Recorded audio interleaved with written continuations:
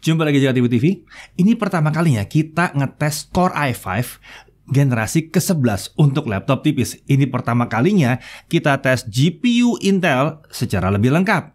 Intel bikin graphics chip dedicated, iya, GPU dedicated. Iya, di akhir 2020 ini Swift 3X adalah laptop pertama di Indonesia yang hadir dengan prosesor Intel Core generasi ke-11 dan sekaligus dua sistem grafis, Iris Xe Graphics dan Iris Xe Max yang GPU dedicated tadi. Psst, Xe Max ini katanya bisa setara atau lebih kencang dibandingkan GTX 1054GB loh, beneran. Yuk, kita cek bagaimana kemampuan laptop tipis, ringan, dan relatif terjangkau ini.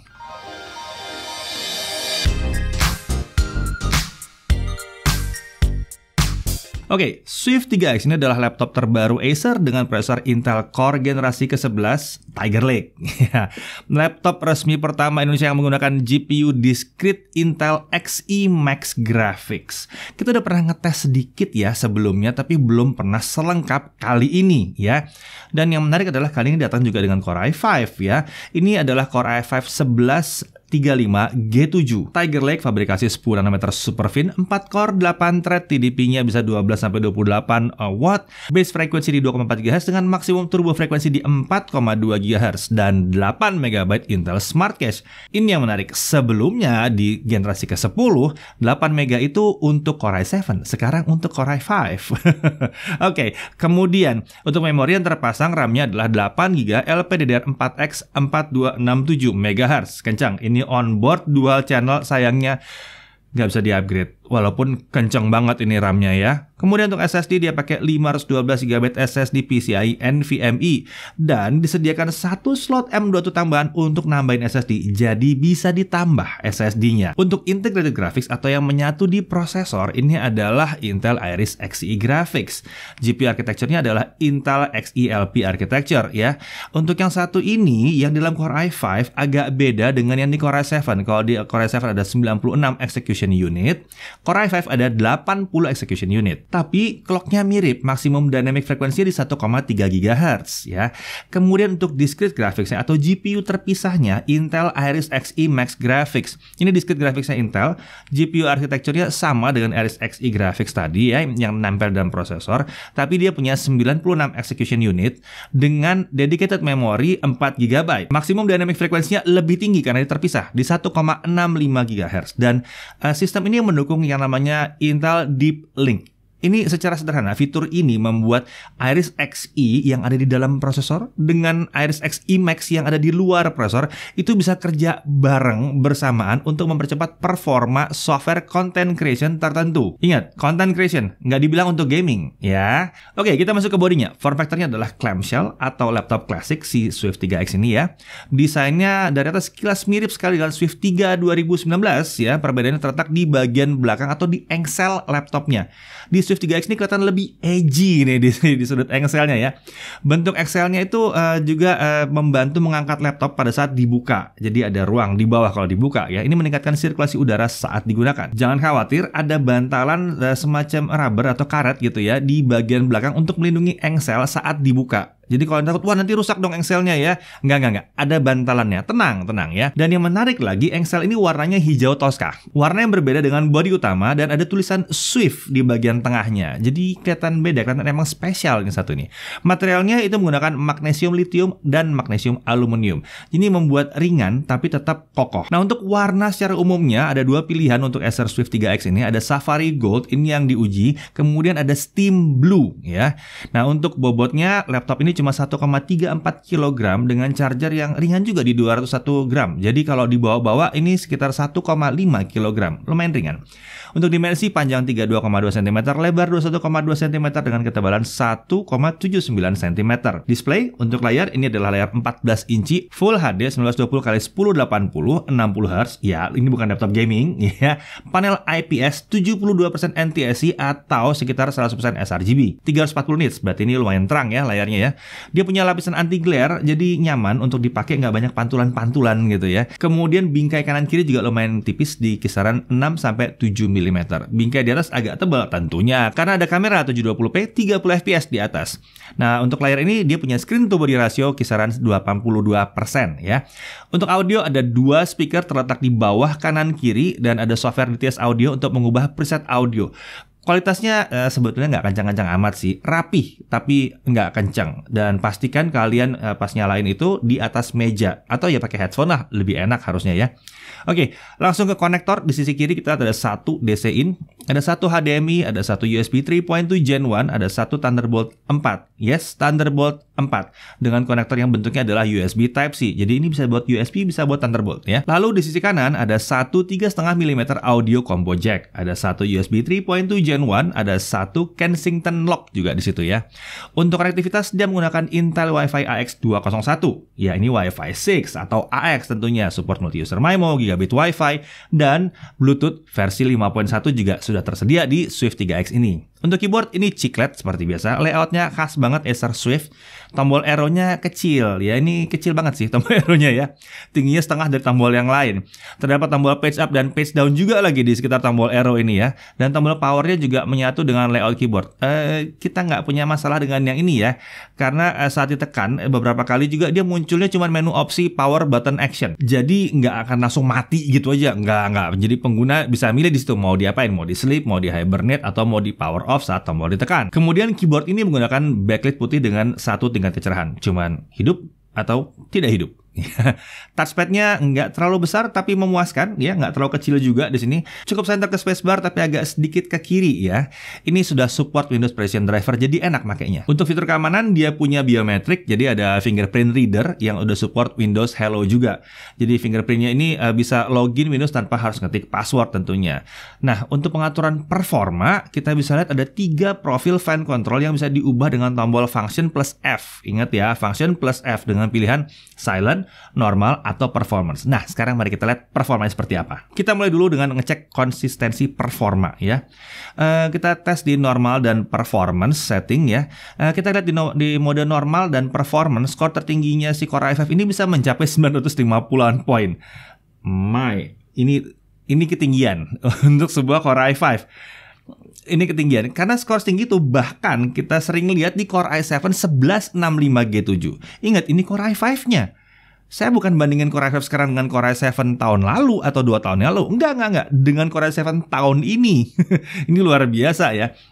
Kami semakin terkejut pada saat lihat sustain performance-nya. Di mode normal sustain performance-nya di kisaar 880 sampai 890 poin, tinggi banget. Dan di mode performance, sustain performance naik ke kisaran 950 sampai 960 poin.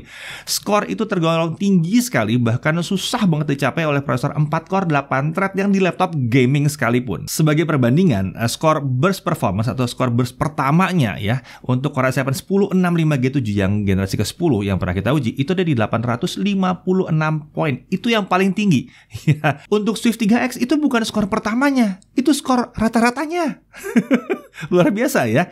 Dengan performa seperti itu, TDP-nya si i5 1135G7 ini berada di kisaran 28 watt dan sesekali dia burst naik sedikit ke 34-35 watt di setiap awal pengujian. Hal yang menarik kita lihat dari sini, gejala throttling-nya nyaris nggak kelihatan. Nah, lalu bagaimana kalau performance on battery? Nah, saat menggunakan baterai kelihatan sustain performance-nya turun ke 590 sampai 600. Level performa ini masih tergolong tinggi loh. Kalau kalian bandingkan dengan laptop-laptop lain yang pakai Core i7 di Gen 11, ini adalah skor normal pada saat kecolok ke listrik. Ya, sustainnya tuh kurang lebih emang sekitar 600-an lah. Ya, ini sedikit lebih rendah ya, mungkin karena dia nggak nyolok ke listrik. Saya rasa mungkin ini salah satu alasan dia tidak pakai sertifikasi IVO, karena dia mau pada saat kecolok ke listrik dia ngegas-ngegasnya. Ini kencang parah. Core i5, saya ingetin Core i5 ini ya. Kemudian untuk single core performance dengan Cinebench R15 lagi, ini juga menarik. Kita dapat 205 poin. Sebagai perbandingan, Core i7 10710U ya, itu sekitar 180 sampai 185 poin. Core i7 1065G7 ya, yang sebelumnya itu paling tinggi 188 poin. Nggak ada yang nyampe 200 poin. Ini Core i5. Ini Core i5 kencang parah. Oke, tapi itu tadi semua skor sintetik. Mari kita lihat skor benerannya. Kita buka Adobe Premiere CC dulu yuk. Seperti biasa kita pakai video kita yang umumnya kita pakai, durasi 2 menit 7 detik, 4K 60 fps. Lalu kita coba pakai software only. Kita render ya, pakai software only. Kita lihat 21 menit. Enggak, ini nggak menarik. Cuma 21 menit. Kelamaan ya. Lalu kita hidupkan OpenCL dan kita mendapatkan 11 menit 23 detik. Ini udah oke sebetulnya, tapi kita merasa ada yang aneh di sini. Jadi kita utak-atik sedikit ya. Kami menemukan hal yang menarik di pengujian Premiere dengan OpenCL ini, di mana dalam kondisi default, Premiere ini hanya akan menggunakan kemampuan akselerasi si Intel Iris Xe Max Graphics. Ingat, ini yang GPU terpisah tadi ya. Jadi pada saat ekspor cuma dia yang dipakai, integrated yang nggak dipakai. Nah, lalu kami mengatur pakai settingan Windows Graphics Performance Preference ya. Kita atur aplikasi Premiere-nya ke power saving GPU. Jadi seakan-akan kita minta si Premiere pakai Intel Iris Xe Graphics yang ada di dalam prosesor. Jadi kita nyuruh Adobe pakai integrated yang dalam prosesor aja. Ini yang terjadi malah aneh banget. Dalam kondisi ini malah kedua sistem grafis dipakai. Lucu ya. Malah jadi kayak deep link-nya Intel jatuhnya ya. Kedua-duanya dipakai. Memang load maksimal untuk integrated graphics-nya jadi 25% saja, sementara yang GPU-nya tetap full dihajar ya. Nah, tertarik dengan ini kita coba ulang lagi, kita tes lagi dengan konfigurasi seperti ini. Oke, kalau kita pakai Iris Xe Max plus Iris Xe dengan settingan yang tadi, kita dapat tadi 11 menitan jadi turun ke 8 menit 38 detik. Mantap, ini 4K 60, keren ini keren. Ya, dan tentunya tidak lupa berhubung laptop ini punya Thunderbolt 4, kita colok eksternal GPU kita yang punya RTX 2080 Super. Dan kita mendapatkan ini semua selesai dalam waktu 2 menit 34 detik. Ya, kencang, mulus, lancar, nggak ada masalah. Itulah fungsinya dia punya Thunderbolt 4. Nah, lalu bagaimana kalau kita ngedit video 1080p? Nah, kita pakai 1080p 60 fps, video yang sama. Ini masih 60 ya, bukan 30, jadi sedikit lebih berat ya harusnya. Dengan software only, tidak pakai akselerasi macam-macam, dia selesai di 6 menit 57 detik. Ini kencang sih buat sebuah Core i5. Lalu kalau kita pakai Iris Xe Max only ya, jadi default tadi 5 menit 1 detik. Lalu kita pakai trik kita yang tadi ya. Kita dapatkan dengan Iris Xe Max bekerja sama dengan Iris Xe Graphics di 4 menit 12 detik. Ya, tiba-tiba jadi kencang. Harusnya begitu, bahkan ini sedikit belum optimal. Mungkin Intel mau bikin dia lebih ngegas lagi, bisa sih harusnya ya, dengan update driver tentunya. Nah, lalu kalau 1080p kita pasangin dengan external graphics gimana? Ya oke, kita tancap lagi eGPU kita pakai RTX 2080 Super. Kita dapat 53 detik aja, selesai. Kurang dari 1 menit. Dasar emang CPU-nya kencang juga gitu ya. Jadi mulus lancar untuk Adobe Premiere. Oke, tapi tadi dibilang bahwa katanya si Xe Max, si GPU-nya ini mirip dengan GTX 1050 ya. Jadi kita harus tes. Oke, pertama-tama kita tes pakai 3D Mark dulu ya. Ini tes yang paling bisa memperlihatkan potensi GPU-nya. Dengan 3D Mark Fire Strike kita ambil skor grafiksnya. Jadi hanya grafik skornya doang. Xe Graphics-nya di Core i5 di Swift 3X ini mendapatkan skor 4.639 poin. Sebuah skor yang lumayan tinggi ya. Kemudian Xe Max Graphics-nya mendapatkan skor 6.425 poin. Oke, bagaimana kalau kita bandingkan dengan yang lain? Kalau kita lihat Iris Plus di i7 1065G7, kisarannya 3000 sampai 3100. Jadi jelas integrated graphics-nya di sini menang. Yang lama di 3000, yang baru di 4600-an.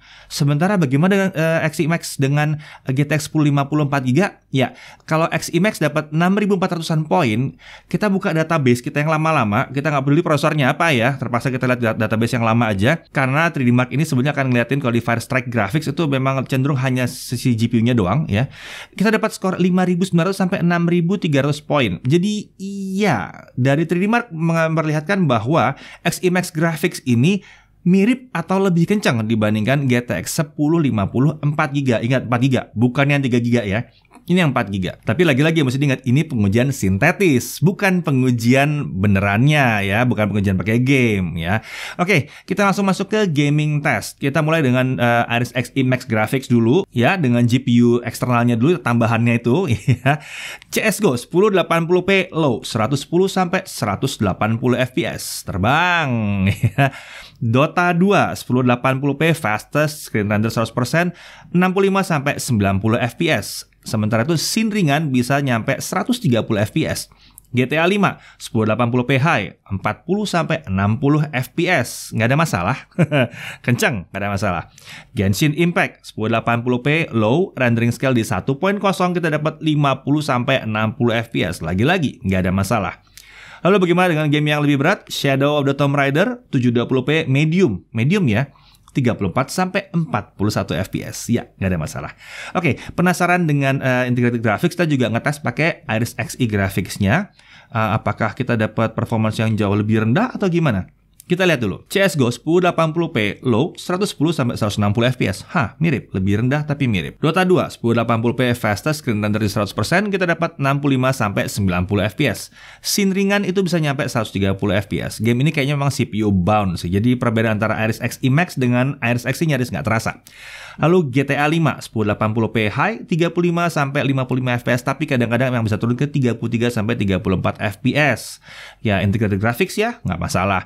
Genshin Impact kita dapat juga sekitar 50-an sampai 60 fps dengan 1080p low rendering scale di 1.0.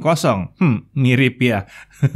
Shadow of the Tomb Raider 720p medium kita dapat 33 sampai 38 fps. Jadi kelihatan ya kalau memang game yang GPU banget itu kelihatan bahwa Xe Max-nya memang lebih kencang. Ya, berhubung kita ada sebuah GPU nganggur, ada RTX 3070, kita iseng lah, kita pasang lah 3070 ke external graphics kita, external GPU kita, dan kita colok via Thunderbolt, dan kita lihat kalau gaming seperti apa jadinya. Assassin's Creed Valhalla 1080p high 40-50 fps.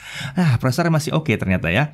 Death Stranding 1080p very high, DLSS di quality mode 60-75 fps. Jadi bisa sih. Punya external GPU membuatkan akan bisa main game yang berat, walaupun memang external GPU lebih pas buat content creation ya sebetulnya ya. Lalu untuk si SSD-nya kita lihat dengan Crystal Disk Mark itu read-nya bisa mencapai 2305 Mbps dengan write di 1043 Mbps. Memang bukan kelasnya laptop gaming, tapi ini sudah cukup oke kok di 2300 sama 1000 untuk write ya. Kalau SSD biasa kan 500 biasanya ya. Ini 2000-an dan 1000-an ya, oke lah, fine, nggak masalah. Kencang kok ini. Nah, kita masuk ke performance baterainya ya. Fan control profile di normal kita lihat brightness 50% di layar dengan volume 25%, video playback kita dapat 7 jam 20 menit. Acer janjinya berapa tuh? 16-17 jam? Kemudian web browsing di Chrome 10 jam 50 menit. Ini bagus. Tapi kok tadi kurang ya? Oke, kita ubah dulu. Karena nggak tahu klaimnya juga, kita ubah dulu. Fan control profile kita ubah ke mode silent. Lalu kita jalanin lagi video playback 1080p dan kita dapat 16 jam 36 menit. Nah, baru bener tuh 16 jam 36 menit. Jadi, kalau kalian mau irit banget, fan control profile-nya pindah ke silent ya. Oke. Lalu untuk charging time di 30 menit pertama kita dapat baterai terisi 40%. Sementara itu untuk mengisi sampai 100%, dia hanya butuh waktu 100 menit atau kurang dari 2 jam. Keren. Ini keren banget. Biasanya standar kita adalah 2 jam. Ini kurang dari 2 jam ya. Bahkan ini cuma 1 jam 40 menit. Udah kayak rapid charging ini ya. Oke, kita pindah ke sistem pendingin ya. Sistem pendinginnya itu aktif dengan 2 heat pipe dan 1 fan. Komponen heat pipe dan plate itu menutup bagian CPU dan GPU. Intake dari bawah, exhaust ke arah layar atau ke arah belakang. Suhu kerjanya kita bisa di mode fan control normal ya. CPU kita pasang Cinebench R15 20 kali loop. Suhu tertinggi itu hanya 88 derajat Celcius. Jadi peaknya ya, sesekali doang dia naik ke situ. Lalu dia rata-rata di 81 derajat Celcius. Ini tergolong rendah untuk laptop yang tipis, apalagi dengan performa sekencang ini. Terlepas dari ini Core i5, ini kencang parah sih sebetulnya. Lalu untuk GPU kita pakai 3D Mark Firestrike stress test ya, di loop juga. Kita lihat maksimumnya di 80 derajat Celcius dan balik lagi rata-ratanya di 72 sampai 77 derajat Celcius. Jadi tergolong aman ini. Untuk suhu permukaan pada saat Cinebench R15 dijalankan, kita lihat area palm rest berada di bawah 35 derajat Celcius. Area terpanas itu ada di sekitar huruf F dengan suhu tertinggi bisa mencapai 45 derajat Celcius. Sementara area keyboard yang lain ada di bawah 40 derajat Celcius. Tapi ingat, ini hanya kalau kalian lagi render. Ya anggaplah ini suhu terburuknya yang sangat jarang terjadi sebetulnya. Oke, kalau harganya gimana? Harga dan paket penjualan untuk yang kami uji, harganya di 13.499.000 499.000. Itu sebabnya kami bilang relatif terjangkau untuk performa segini ya. Varian yang lainnya ada yang Core i7 1165G7 sama Intel Iris Xe Max juga, tapi RAM-nya 16GB di situ ya. Itu harganya di 17.999.000. Nah, semuanya itu termasuk Windows 10 Home otomatis, Microsoft Office Home and Student 2019 itu ya 1,8 juta dan aktif terus itu ya, nggak pakai subscription, dan garansinya 3 tahun. 2 tahun garansi spare part dan 3 tahun garansi service. Oke, satu poin yang perlu benar-benar diperhatikan pada laptop ini adalah RAM 8GB-nya untuk versi Core i5. Buat kalian yang aplikasinya memang benar-benar berat luar biasa, benar-benar makan RAM besar ya. Ya, gaming nggak terlalu makan RAM besar sih ya kalau resolusinya rendah. 8GB mungkin kurang pas. Walaupun sebenarnya mungkin aplikasi kalian nggak mati, akan loading ke SSD aja ya, pindah ke SSD, tapi ya tetap aja agak kurang pas rasanya. Namun, perlu dapat catatan juga bahwa RAM 8GB-nya ini walaupun 8GB, tapi ini RAM yang kenceng, dual channel yang kenceng. Selain itu, kalau kita bicara soal speakernya juga bukan speaker terbaik yang pernah kami dengarkan di harga belasan juta. Tapi kayaknya nggak terlalu masalah juga, karena kebanyakan juga kalian pakai earphone kan? Oke, lanjut. Untuk poin lainnya kita bisa lihat bahwa performa prosesornya luar biasa. Skor tertinggi untuk Core i5 sejauh ini, yang generasi 11 tertinggi untuk Core i5 di laptop tipis dengan prosesor generasi ke-11 yang ringan dan tipis ini ya. Dan skornya sangat stabil, hampir nggak ada throttling. Nggak ngerti deh Acer ngapain di sini, luar biasa ya. Suhu prosesor juga tergolong rendah untuk performa yang setinggi ini. Ada kontrol performance-nya, ada discrete graphics Iris Xe Max juga di sini. Siap buat gaming 1080p, dan yang menarik dengan trik kami tadi udah siap lah untuk Adobe Premiere ya, untuk content creation. Kemudian performa gamingnya pakai IGP Iris Xe juga tetap kencang ya. Kapasitas SSD-nya cukup lega, layarnya 72% ATSC, hampir 100% sRGB, itu bagus banget. Daya tahan baterai juga cukup oke, terutama di mode fan control di silent ya. Thunderbolt 4 udah lengkap di situ, Wi-Fi 6, Office Home Student, garansi 3 tahun, keren, lengkap. Jadi Swift 3X ini hadir dengan cukup mengejutkan dengan performa yang tinggi, bahkan dengan kondisi GPU Xe Max yang menurut kami ya, ini belum menyuguhkan performa maksimumnya. Ini masih baru banget soalnya si Xe Max ini, masih baru keluar banget. Dan dalam kondisi begini drivernya menurut kami masih bisa meningkat lagi, masih lebih bagus lagi. Si Swift 3X sudah bisa nawarin performance yang tinggi untuk kelas harganya. Ingat ya, performa itu bukan cuma Cinebench, bukan. Itu potensi performa. Ya, selalu cek performa dari aplikasi benerannya. Kalau kayak kita bisa Adobe Premiere gitu ya, atau aplikasi-aplikasi yang lain yang kita tes. Nah, jadi dari sisi performa dia itu laptop yang tipis dan kencang untuk harganya. Hal yang unik bagi kalian yang milih untuk membeli laptop ini, ada kemungkinan besar performa laptop kalian ini hanya akan meningkat seiring Intel mengupgrade driver GPU Xe Max-nya yang baru ya. Jadi kan bisa diupdate terus drivernya. Pada akhirnya, Swift 3X ini adalah sebuah laptop tipis, kencang, dengan potensi performa yang sangat menarik. Saya Deddy Irfan, Jagat Review TV.